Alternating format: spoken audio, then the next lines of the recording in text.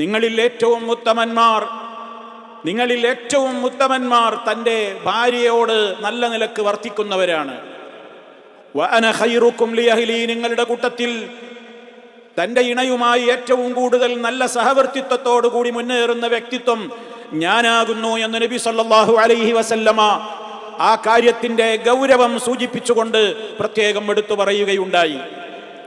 അവർക്ക് വേണ്ട രൂപത്തിലുള്ള പരിഗണനകൾ നൽകുക എന്നുള്ളതും അവരോട് അഭിപ്രായങ്ങൾ അന്വേഷിച്ചുകൊണ്ട് അഭിപ്രായങ്ങളോ തങ്ങളുടേതായ തീരുമാനങ്ങളോ അവരിൽ അടിച്ചേൽപ്പിക്കാതിരിക്കുകയും ചെയ്യുക എന്നുള്ളത് ഒരു പുരുഷൻ ഭർത്താവെന്ന നിലക്ക് അവൻ ശ്രദ്ധിക്കേണ്ട കാര്യമാണ്. ഒരു ജീവിതത്തിൽ, ഒരു കുടുംബത്തിൽ നല്ല നിലക്ക് മുന്നോട്ട് പോകണമെങ്കിൽ ഏകാധിപത്യം പോരാ. അവിടെ തൻ്റെതായ ജീവിതത്തിൽ താൻ പറയുന്നത് നീ അങ്ങ് കേട്ടോളണം, എൻ്റെ അഭിപ്രായത്തിന് നീ അങ്ങ് നിന്നോളണം എന്നുള്ള കർശനമായ തീരുമാനങ്ങളൊന്നും പുരുഷനോട് ഇസ്ലാം വകവെച്ചു കൊടുത്തിട്ടില്ല. മറിച്ച് മുശാവറകൾ വേണം, അഭിപ്രായങ്ങൾ ആരായണം. അങ്ങനെ നല്ല നിലക്കാണ് കുടുംബ ജീവിതത്തെ മുന്നോട്ട് കൊണ്ടുപോകുവാൻ പുരുഷന്മാരോട് ഇസ്ലാം പറഞ്ഞിട്ടുള്ളത്. പിന്നെ സ്വാഭാവികമായും മനുഷ്യരാണ്, പിണക്കങ്ങൾ ഉണ്ടാകും, ചില സ്വഭാവങ്ങൾ നമുക്ക് പറ്റില്ല. ഏതൊരു ഭാര്യയും ഒരു ഭർത്താവിനെ സംബന്ധിച്ചിടത്തോളം 100% തൻ്റെ സങ്കല്പത്തിനൊത്ത ഭാര്യയായിക്കൊള്ളണമെന്നില്ല. അങ്ങനെ ആവാനും കഴിയില്ല. പലർക്കും പ്ലസ് പോയിന്റുകൾ ഉണ്ടാകും, മൈനസ് പോയിന്റുകൾ ഉണ്ടാകും. പക്ഷേ അതിൻ്റെ പേരിൽ വെറുക്കുകയും അതുപോലെ തന്നെ ജീവിതം തന്നെ വേണ്ടെന്ന് വെക്കുകയും അതേപോലെയുള്ള അവഹേളനങ്ങളുടെയും അവഗണനകളുടെയും അവരെ അപമാനിക്കുന്നതിൻ്റെയും അവസ്ഥയോളം എത്താതിരിക്കാൻ നബി സല്ലല്ലാഹു അലൈഹി വസല്ലമ ഗൗരവത്തോടെയാണ് ഉപദേശങ്ങൾ നൽകിയിട്ടുള്ളത്. അവിടുന്ന് പറഞ്ഞു, ലാ യഫറഖു മുഅ്മിനുൻ, മുഅ്മിനത്തൻ, ഒരു വിശ്വാസിയായ പുരുഷനും തൻ്റെ വിശ്വാസിനിയായ ആ സ്ത്രീയോട് ഇണയെ വെറുക്കരുത്. അങ്ങനെ വെറുക്കാൻ നിങ്ങളെ പ്രേരിപ്പിച്ചത് അവളുടെ ഒരു സ്വഭാവ ദൂഷ്യമായിരിക്കാമല്ലോ. അവിടെ നിങ്ങൾ കൃത്യമായ നിലക്ക് ഒരു മാനദണ്ഡം നിങ്ങൾ മനസ്സിലാക്കണം. ഇൻ കരിഹ മിൻഹാ ഖുലുഖൻ റദിയ മിൻഹാ ആഖർ, ഒരു സ്വഭാവം അവരിൽ നിങ്ങൾക്കത്ര അരോചകമായി തോന്നുന്നവയുണ്ടെങ്കിൽ, നിങ്ങൾക്കത്ര ഇഷ്ടകരമല്ലാത്ത ചില സ്വഭാവങ്ങൾ അവരിൽ ഉണ്ടെങ്കിലും റദിയ മിൻഹാ ആഖർ, നിങ്ങൾക്ക് ഇഷ്ടമുള്ള ഒരുപാട് അവരിലില്ലേ? നിങ്ങൾക്ക് ഇഷ്ടമുള്ള ഒരുപാട് കാര്യങ്ങൾ അവരിലില്ലേ? ഇഷ്ടമില്ലാത്തതിനെ മാത്രം പർവ്വതീകരിച്ച് കണ്ടുകൊണ്ട് അവരെ അവഗണിക്കുകയും ദ്രോഹിക്കുകയും അവരെ പഴിക്കുകയും അവരെ അപമാനിക്കുകയും ആളുകൾക്കിടയിൽ വെച്ച് വഷളാക്കുകയും ഒക്കെ ചെയ്യുന്ന രീതി ഇസ്ലാം വളരെ ഗൗരവത്തോടുകൂടെ അത് വലിയ പാപമാണ് എന്ന് തന്നെയാണ് പഠിപ്പിച്ചു തന്നിട്ടുള്ളത്. പുരുഷലോകത്തോട് ഇസ്ലാമിന്റെ കൽപ്പന വആശിറൂഹുന്ന ബിൽ മഅറൂഫ്, നിങ്ങൾ അവരോട് ഏറ്റവും നല്ല നിലക്കായിരിക്കണം വർത്തിക്കേണ്ടത് എന്നാണ്.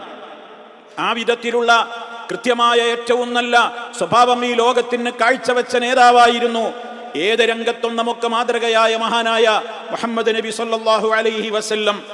ഒരു യാത്രാമധ്യേ മഹദിയായ ആയിഷ റളിയല്ലാഹു തആല അൻഹയുടെ മാല പോയ ഒരു സംഭവമുണ്ട്. അവർ കഴുത്തിലണിഞ്ഞിരുന്ന മാല എവിടെയോ നഷ്ടപ്പെട്ടു, എങ്ങനെയോ നഷ്ടപ്പെട്ടു. ആ മാല പോയ സന്ദർഭത്തിൽ അവരെ അതിൻ്റെ പേരിൽ പഴിക്കാതെ, ചീത്ത പറയാതെ, അതിൻ്റെ പേരിൽ ദേഷ്യം പിടിക്കാതെ അത് തിരയുവാൻ വേണ്ടി നബി സല്ലല്ലാഹു അലൈഹി വസല്ലമും സഹാബിമാരും യാത്ര നിർത്തിവെച്ച് അവരുടെ മനസ്സിന്റെ വേദനക്ക് പരിഹാരമെന്നോണം അവരെ സമാശ്വസിപ്പിക്കുവാൻ വേണ്ടി അത് തിരയുവാൻ നബി സല്ലല്ലാഹു അലൈഹി വസല്ലമും കൂടുകയാണ്. യാത്ര കഴിഞ്ഞ് മടങ്ങിപ്പോകുന്ന വേളകളിൽ പലപ്പോഴും അന്നത്തെ വാഹനം എന്ന് പറയുന്നത് ഒട്ടകവും കുതിരയുമൊക്കെയാണ്. അതിൻ്റെ പുറത്തേക്ക് കയറുവാൻ ഒരു സ്ത്രീ എന്ന നിലക്ക് തൻ്റെ ഇണക്ക് സാധിക്കാതെ വരുമ്പോ മഹാനായ നബി സല്ലല്ലാഹു അലൈഹി വസല്ലമ നമ്മുടെ ഉമ്മമാരെ വാഹനപ്പുറത്തേക്ക് കയറ്റിയിരുന്നത് അവിടുത്തെ കാൽമുട്ടിങ്ങനെ ഉയർത്തിവെച്ച് അതിന്മേൽ ചവിട്ടിക്കൊണ്ടായിരുന്നു വാഹനപ്പുറത്ത് ഏറുവാൻ തൻ്റെ ഇണയെ സഹായിച്ചിരുന്നത് എന്നൊക്കെ വരുമ്പോ ലോകം കണ്ട ഏറ്റവും വലിയ ഉന്നതനായ ഒരു നേതാവ് തൻ്റെ ഇണയോട് വർത്തിച്ചിരുന്ന ഏറ്റവും ഉദാത്തമായ സ്വഭാവശീലങ്ങളുടെ മേന്മകളാണ് നമ്മൾ ഇതിൽ നിന്ന് പകർത്തിയെടുക്കേണ്ടത് ഉന്നതമായ രൂപത്തിൽ. എന്നാൽ അവരിൽ കാണുന്ന പോരായ്മകളെ അവിടുന്ന് കണ്ടില്ലെന്ന് നടിച്ചിട്ടില്ല. ഇസ്ലാം വിരുദ്ധമായ ഏതെങ്കിലും നിലക്ക്, അതല്ലെങ്കിൽ ഒരു സ്ത്രീക്ക് യോജിക്കാത്ത ഏതെങ്കിലും നിലക്കുള്ള ഒരു സ്വഭാവങ്ങൾ കാണുമ്പോൾ വളരെ മാന്യമായ നിലക്കതിനെ ഉപദേശിച്ച് തിരുത്തി കൊടുത്തിട്ടുണ്ട്. എല്ലാ രംഗത്തും അവരുടെ ആഗ്രഹങ്ങൾ നിറവേറ്റി കൊടുക്കണം എന്നൊക്കെ പറയുമ്പോൾ ആരും തെറ്റിദ്ധരിക്കരുത്. തൻ്റെ ഭാര്യയോട് തനിക്ക് ഇത്രത്തോളം കടമയുണ്ടല്ലോ, അതുകൊണ്ട് അവരുടെ ഇന്ന ആഗ്രഹം നിറവേറ്റി കൊടുക്കാതെ പറ്റില്ലല്ലോ എന്ന ചിന്തയോടെ ഇസ്ലാമിന്റെ അടിസ്ഥാന തത്വം ഒരിക്കലും, മൗലികമായ തത്വം ഒരിക്കലും വിസ്മരിച്ചുകൊണ്ടാവരുത് ആ സ്നേഹപ്രകടനം. മഹാനായ നബി സല്ലല്ലാഹു അലൈഹി വസല്ലം ഇതൊക്കെ പഠിപ്പിച്ച മുസ്തഫ പഠിപ്പിച്ചു, ലാ തഅത ലിമഖ്ലൂഖിൻ ഫീ മഅസിയത്തിൽ ഖാലിഖി, സൃഷ്ടാവായ അല്ലാഹുവിനെ ധിക്കരിച്ചുകൊണ്ട് ഒരു സൃഷ്ടിക്കും അനുസരിച്ചു പോകരുത്. താനേറെ സ്നേഹിക്കുന്നു എന്ന നിലക്ക് തന്റെ ഭാര്യ അവൾ പടച്ച റബ്ബിന് നിരക്കാത്ത വേഷം ധരിക്കുന്നു, പടച്ച റബ്ബിന് ഇഷ്ടപ്പെടാത്ത പലതും അവൾ കാണുന്നു, കേൾക്കുന്നു. അതേപോലെ തന്നെ നിസ്കാരത്തിന്റെ കാര്യത്തിൽ ശ്രദ്ധയില്ല. മുത്തു മുസ്തഫ പഠിപ്പിച്ച ഇസ്ലാമികമായ നിയമങ്ങളോട് അവൾക്ക് താല്പര്യമില്ല. ആ രൂപത്തിലുള്ള അനിസ്ലാമികമായ രൂപത്തിലാണ് പോക്കെങ്കിൽ അവിടെയാണ് ഉപദേശങ്ങളും നിർദ്ദേശങ്ങളും അധ്യാപനങ്ങളും ഒക്കെ വളരെയേറെ കൃത്യമായ നിലക്ക് അവർക്ക് പകർന്നു കൊടുക്കുന്നതിൽ ഈ സ്നേഹബന്ധങ്ങളൊന്നും തടസ്സമാകുവാനും പാടില്ല. അതേ അവസരത്തിൽ മാനുഷികമായ നിലക്കുള്ള ചില പ്രയാസങ്ങൾ ആർക്കുമുണ്ടാകും. അത് മഹാനായ നബി സല്ലല്ലാഹു അലൈഹി വസല്ലമിന്റെ ഭാര്യമാരിൽ പോലും പ്രകടമായിട്ടുണ്ട്. കാരണം മുത്ത മുസ്തഫാക്ക് ഒന്നിലേറെ ഭാര്യമാരുണ്ടായിരുന്നു എന്ന് നമുക്കറിയാമല്ലോ. അതുകൊണ്ട് തന്നെ പലപ്പോഴും ചില കാര്യങ്ങളിലൊക്കെ ആ ഒരു ഗീറത്ത്, ആ ഒരു തന്റെ സഹഭാര്യമാര് തമ്മിലുള്ള രൂപത്തിലുള്ള മാനുഷികമായ നിലക്കുള്ള ചില ചാപല്യങ്ങൾ അവരിലും കണ്ടിരുന്നു. അപ്പോഴും നബി സല്ലല്ലാഹു അലൈഹി വസല്ലമ വളരെ ഹിക്മത്തോടെ യുക്തിയോടെയാണ് അവരോട് ഇടപെട്ടത്. അതിന്റെയും പേരിൽ അവരെ ആ നിലക്ക് പഴിക്കുകയോ അപഹസിക്കുകയോ ചെയ്തതായി ചരിത്രത്തിൽ നമുക്ക് കാണുവാൻ സാധ്യമല്ല. മാത്രമല്ല, ഒന്നിലേറെ ഭാര്യമാരുള്ളവരോട് നബി സല്ലല്ലാഹു അലൈഹി വസല്ലമ പഠിപ്പിച്ചു കൊടുത്തു, നിങ്ങൾ നീതിയോടുകൂടെ വർത്തിക്കണമെന്ന്. ഒരിടത്തേക്ക് ചാഞ്ഞുകൊണ്ട് മറ്റവളെ കെട്ടിത്തൂക്കിയ ആ ഒരവസ്ഥയിൽ, അതല്ലെങ്കിൽ അവരെ നോക്കുകയുമില്ല, അവരെ വിട്ട് പറഞ്ഞേക്കുകയുമില്ലാത്ത രീതിയിൽ നിങ്ങൾ അങ്ങനെ ഭാര്യമാരെ കഷ്ടപ്പെടുത്തരുതെന്ന് നബി സല്ലല്ലാഹു അലൈഹി വസല്ലം പറഞ്ഞു എന്ന് മാത്രമല്ല, ആ വിധത്തിൽ അനീതി കാണിക്കുന്നവർ പരലോക കോടതിയിൽ ഹാജരാക്കപ്പെടുമ്പോൾ ഒരു വശം ഭാരം തൂങ്ങി വികൃതമായ രൂപത്തിലാണ് മഹ്ശറിൽ അവർ വരേണ്ടി വരുന്നതെന്ന് നബി സല്ലല്ലാഹു അലൈഹി വസല്ലമ പഠിപ്പിക്കുകയുണ്ടായി. സഹോദരങ്ങളെ, അവർ രോഗിയായി കഴിഞ്ഞാൽ, അതുപോലെ തന്നെ അവരുടെ സൗന്ദര്യത്തിന് ഇടിവ് വന്നു കഴിഞ്ഞാൽ, വാർദ്ധക്യത്തിൻ്റെതായ ലക്ഷണങ്ങൾ കണ്ടു തുടങ്ങിയാലൊക്കെയാണ് പലപ്പോഴും ആളുകൾക്ക് വെറുപ്പിന്റെയും എത്രത്തോളം തലാഖിനെയും അതുപോലെ തന്നെ അവരെ വിട്ട് മറ്റൊരാളിലേക്ക് അനുരക്തയാകുന്നതിൻ്റെയും ഒക്കെ ദുസ്വഭാവങ്ങൾ പ്രകടമായി കൊണ്ടിരിക്കുന്നത്. തൻ്റെ ഇണ തൻ്റെ കൂടെ ഉണ്ടായിരിക്കെ തന്നെ അവളെ മാറ്റി നിർത്തിയിട്ട് അവളുമായി ഇസ്ലാമികമായി അവൾക്ക് നൽകേണ്ടുന്ന ഭക്ഷണം, വസ്ത്രം, പാർപ്പിടം, അതുപോലെ തന്നെ ചികിത്സ, ലൈംഗികമായ ആവശ്യങ്ങൾ പോലെയുള്ളതിനോടൊന്നും താല്പര്യം കാണിക്കാതെ മറ്റുള്ള സ്ത്രീകളുമായി കൊഞ്ചിക്കുഴയുകയും ചാറ്റിംഗ് നടത്തുകയും അവരിൽ അനുരക്തയാവുകയും അതേപോലെ തന്നെ അവരോട് പല കാര്യങ്ങളും അന്വേഷിക്കുകയും അവർക്ക് വേണ്ടത് ചെയ്തു കൊടുക്കുകയും ഒക്കെ ചെയ്യുന്ന നശിച്ച ഒരു ലോകത്താണ് നമ്മൾ ജീവിക്കുന്നത് എന്ന് നമ്മൾ മനസ്സിലാക്കണം. അത്തരത്തിലുള്ള പ്രവർത്തനങ്ങളിലൂടെ പോകുന്ന ചില ആളുകളെങ്കിലും സമൂഹത്തിലില്ലേ?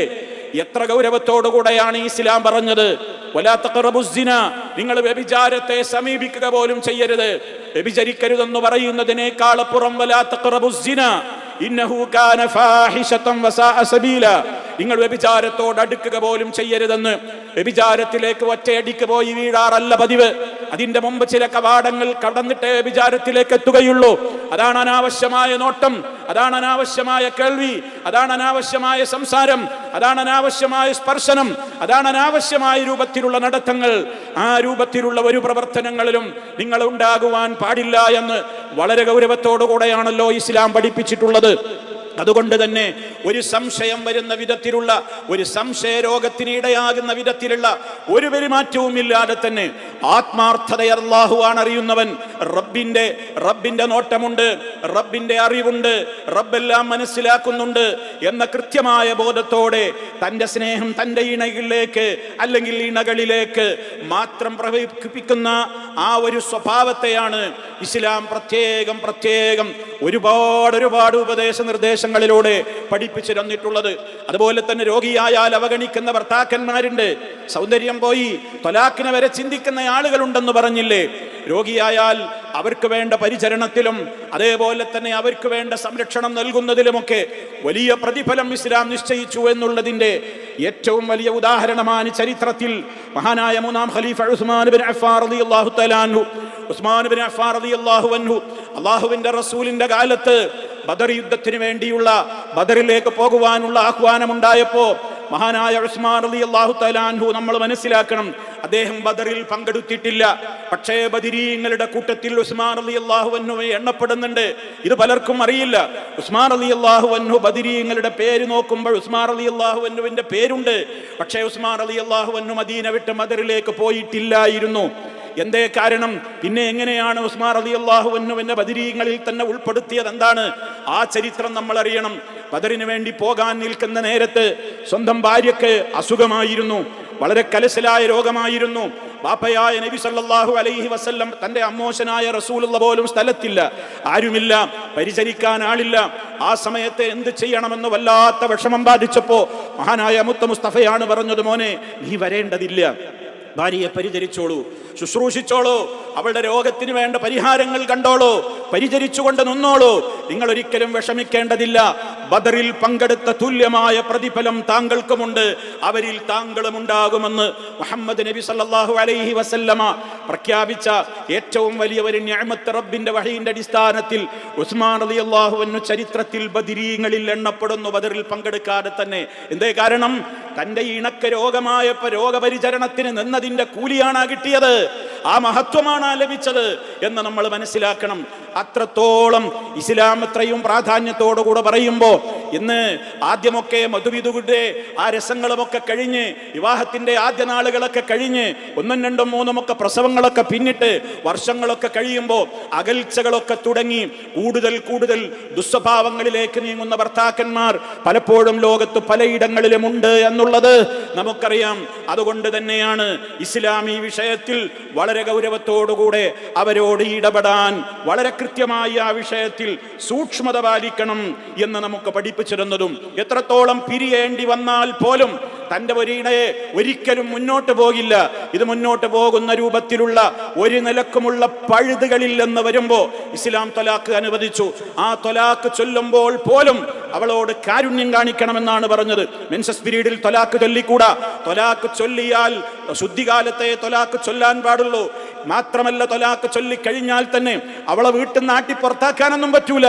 തന്റെ ചെലവിൽ തന്റെ വീട്ടിൽ താൻ കാണുന്ന ഇടത്ത് എല്ലാ ചെലവും കൊടുത്തുകൊണ്ടാണ് ഭർത്താവ് മൊഴി ചൊല്ലപ്പെട്ട പെണ്ണിനെ വരെ അവളുടെ ഇദ്ദാകാലം കഴിയുന്നത് വരെ താമസിപ്പിക്കേണ്ടതെന്ന് വരെ ഇസ്ലാം പറഞ്ഞു. ഇന്ന് എവിടെയെങ്കിലും കേട്ടുകേൾവി ഉണ്ടോ? ഇത് എവിടെയെങ്കിലും ഏതെങ്കിലും ഭർത്താക്കന്മാർ മൊഴി ചൊല്ലിയ ഭാര്യയെ താൻ കാണുന്ന നിലക്ക് തന്റെ വീട്ടിൽ താമസിപ്പിക്കുന്നുണ്ടോ? അതിലൊക്കെ ഇസ്ലാം പഠിപ്പിച്ച ചില യുക്തികളുണ്ട്. എന്താണ്? അവൾ അണിഞ്ഞൊരുങ്ങി തന്റെ മുമ്പിൽ ഇങ്ങനെ കാണുകയാണ്, എന്റെ ഭാര്യ തന്നെയാണ്, ഒഴിവായിട്ടില്ല, പക്ഷേ ശാരീരിക ബന്ധം പാടില്ല. ത്വലാഖ് കൊണ്ട് അതാണ് സംഭവിക്കുന്നത്. ഇദ്ദയും കഴിഞ്ഞു പോയാലേ ആ കാലയളവിന്റെ ഇടക്ക് ഇവന് വേണമെങ്കിൽ തിരിച്ചെടുക്കാൻ വേറെ വിവാഹം ആവശ്യമില്ല. ഇതൊക്കെ ഇന്ന് പലർക്കും അറിയാത്ത നിയമങ്ങളാണ്. അത്രത്തോളം സ്ത്രീ സമൂഹത്തോട്, തന്റെ ഭാര്യയോട് നല്ല നിലക്ക് വർത്തിക്കണമെന്നാണ് ഇസ്ലാം പറയുന്നത്. ഒറ്റ വാക്കിൽ അത് ചുരുക്കിയില്ലേ, വആശിറൂഹുന്ന ബിൽ മഅറൂഫ്, മഅറൂഫായ നിലക്ക് ഇടപെടാവൂ. ഏതാണ് മഅറൂഫ്? നല്ലതൊക്കെ മഅറൂഫാണ്, നല്ലതിന് വിരുദ്ധമെല്ലാം ചീത്തയാണ്, ഇടപെട്ടുകൂടാ എന്ന് ഗൗരവത്തോടെ താക്കീതും നൽകിയിട്ടുണ്ട്. അതുകൊണ്ട് തന്നെ സഹോദരങ്ങളെ, ഈ ഉത്തരവാദിത്ത നിർവഹണത്തിന്റെ കാര്യത്തിൽ എല്ലാ ഭർത്താക്കന്മാരും ശ്രദ്ധിക്കേണ്ടതുണ്ടെന്ന് ഓർമ്മപ്പെടുത്തുകയാണ്. പാകപ്പിഴവുകൾ അല്ലാഹു പുറത്തു തരുമാറാകട്ടെ.